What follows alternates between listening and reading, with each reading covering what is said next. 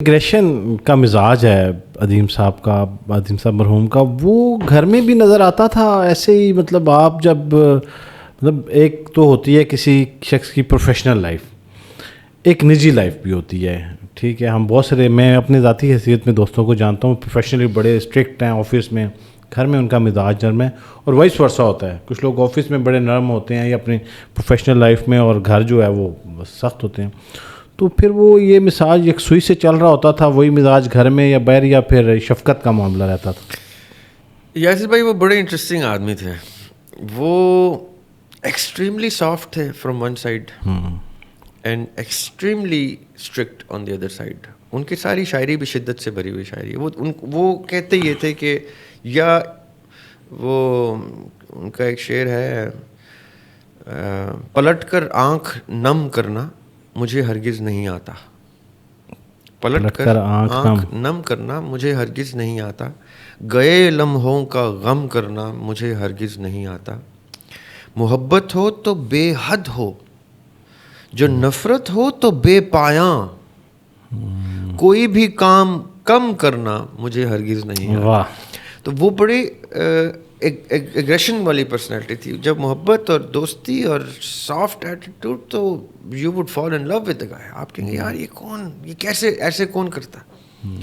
اور جب وہ پھر غصہ اور ایگریشن آتا تھا تو تب بھی آپ یہ کہتے تھے کہ ایسے کون کرتا ہے، اتنی سختی کون کرتا ہے.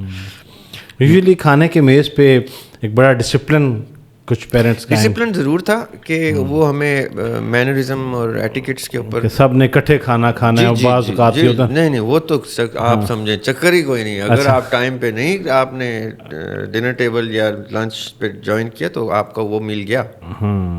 آپ نے کوئی معافی نہیں، معافی والا چکر ان کے یہاں نہیں تھا. ان کی اسٹرکٹنیس میں کوئی گنجائش نہیں تھی.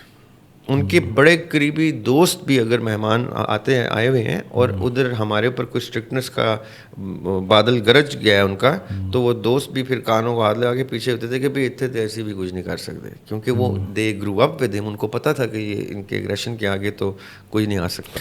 اچھا ریاض بھائی، ایک چیز عموماً دیکھی گئی ہے کہ جتنی بھی قداور پرسنالٹیز ہوتی ہیں، بچے جو ہے وہ بہت ساری مثالیں، اب مناسب نہیں ہیں کہ کسی کا نام لیا جائے، بچے اتنا قد نہیں لے سکتے اور یہ نیچرل ہے، ٹھیک ہے. لیکن خوبصورت بات یہ ہے کہ ساحل بھائی اور آپ جو ہے وہ لوگوں کو متاثر کرنے میں اتنے ہی کامیاب رہے. شاید ابھی اس سٹیج پہ نہیں ہیں یا یقیناً نہیں ہوں گے. تو آپ کو کیا لگتا ہے کہ آپ کسی بچے کا ذاتی انٹرسٹ بھی ہوتا ہے، جینیٹکس جینس یہ لے کے آ رہے ہوتے ہیں چیز، کیونکہ ایسا ہونا بڑا ان یوزول ہے. اچھا ساحل بھائی تو چلیں بہت پہلے آپ سے اسکرین پہ آنا شروع ہو گئے، آپ نے تاخیر کر دی کیونکہ آپ اپنی کتب میں مصروف تھے. لیکن ایسا ہونا جو ہے، یہ آپ کو کیا لگتا ہے کہ کوئی آپ بچپن سے پریپیئر تھے یا آپ کو ڈیزائن ایسے کیا جا رہا تھا کہ آپ بھی بعد میں ایسے آئیں؟ خوبصورت بات کی آپ نے دونوں سائڈ سے. ایک تو یہ کہ عدیم ہاشمی مرحوم کا جو دور تھا اس میں کوئی انٹرنیٹ گیجٹس اور یہ چیزیں نہیں تھیں، اور ایک اکیلا اکلوتا چینل ہوتا تھا. یہ N T M S T N تو بہت بعد میں آیا، تو ہمارے سامنے آیا. جی اس دور میں جب عدیم ہاشمی مرحوم جو ہیں وہ جگجیت سنگھ کی غزلوں کی وہ جگجیت سنگھ کی پہچان بنتے تھے. ادھر ایک اور بڑے خوبصورت غزل گائک ہیں، وہ بھی مجھے نام یاد آ جائے گا، وہاں پہ گائے جاتے، یہاں پہ ان کے کلام پڑھے جاتے. امریکہ پورٹلینڈ یونیورسٹی اورگن میں وہ پڑھاتے رہے، وہاں پہ ان کا نام تھا. عدیم ہاشمی واز ٹو بگ. ساحل اور میں یا ہم میں سے کوئی، میرا نہیں خیال کہ اگلے 30 سال 50 سال میں بھی وہ مقام اچیو کر سکتا ہے جو ہم نے عدیم صاحب کا اس وقت دیکھا، جب اخبار کا اور ایک چینل کا دور تھا اور سڑک پہ وہ کھلے نہیں گھوم سکتے تھے. یعنی لاہور شہر میں ہم نے انٹر ہونا اور دیکھے جانا، کیونکہ وہ پھر اپنی وہ کیپ پہنتے تھے تو اس سے منہ چھپا کے کہ یار یہاں کسی نے دیکھ لیا تو پھر ہم گھر نہیں پہنچتے. اور یہی ہوتا تھا کہ ہم لاہور انٹر ہوتے تھے اور کسی نے دیکھ لیا, او ہاشمی صاحب, وہ کندھوں پہ اٹھا کے لے جاتے تھے, ریسٹورینٹ میں بٹھا لیا, وہ بچوں کو یہ دو وہ دو, وہ بس ہم نے جو عظیم صاحب کا سیلیبریٹی کا دور دیکھا ہے نا, فین مومنٹس, وہ ہم تصور بھی نہیں کر سکتے. وہ آپ فلم سٹارز کے اور ان لوگوں کے دیکھتے ہیں.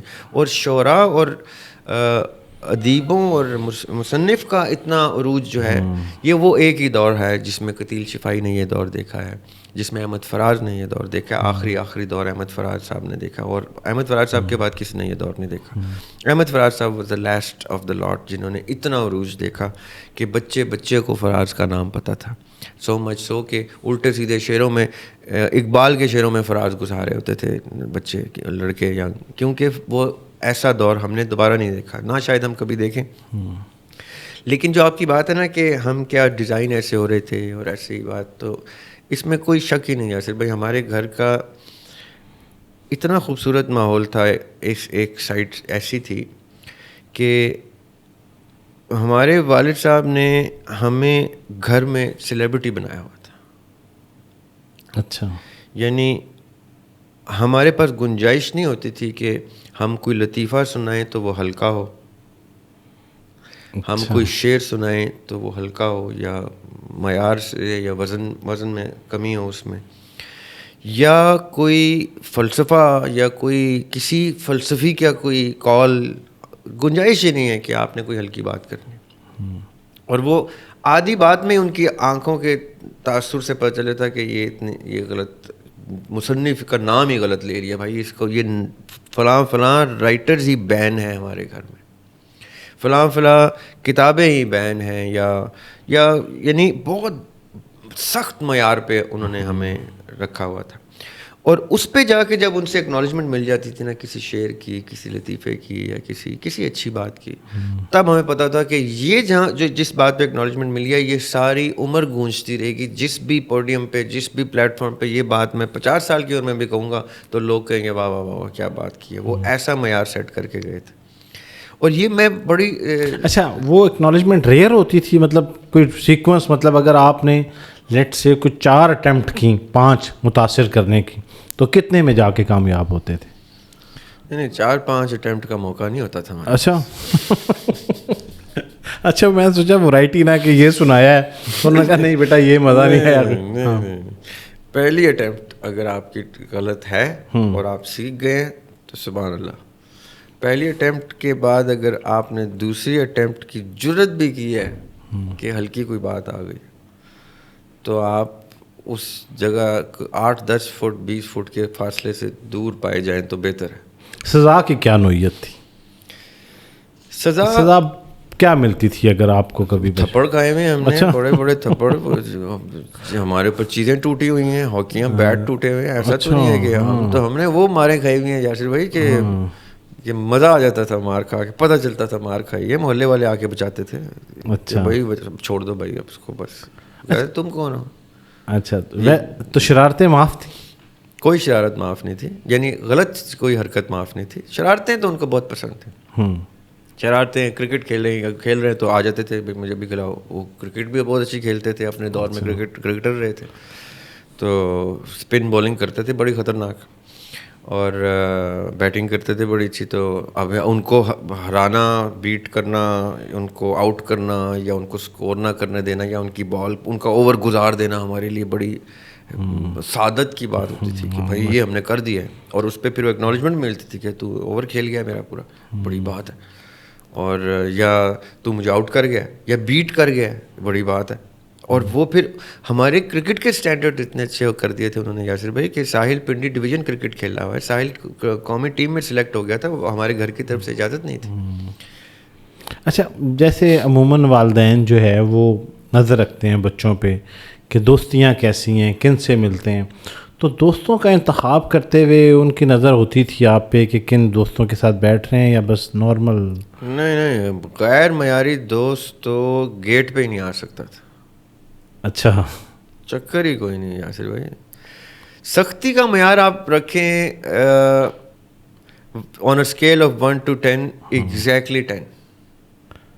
اچھا اس میں آپ سمجھے کسی چیز کی گنجائش نہیں ہے. آپ نے اگر فورک یوز نہیں کیا چاول کھانے کے لیے اور اسپون یوز کر لیا تو آپ چھوڑ دیں لنچ یہیں پہ اور چلے جائیں, رخصت ہو جائیں لنچ کے ٹیبل سے. اچھا اس کا جی جی جی, وہ گنجائش والی سائڈ صرف اور صرف وہاں تھی جہاں پہ آپ کوئی اٹیمپٹ کر رہے ہیں, شعر کہنے کی کوشش کر رہا ہوں میں, یا میں کوئی اور آرٹ کی کوئی بات کر رہا ہوں, کوئی دین کی کوئی بات کر رہا ہوں, میں کسی آتھر کو کوٹ کر رہا ہوں, تب وہ گنجائش دیتے تھے کہ اچھا سناؤ کیا ہے, کس کا پڑھ رہے ہو, کیا ہے.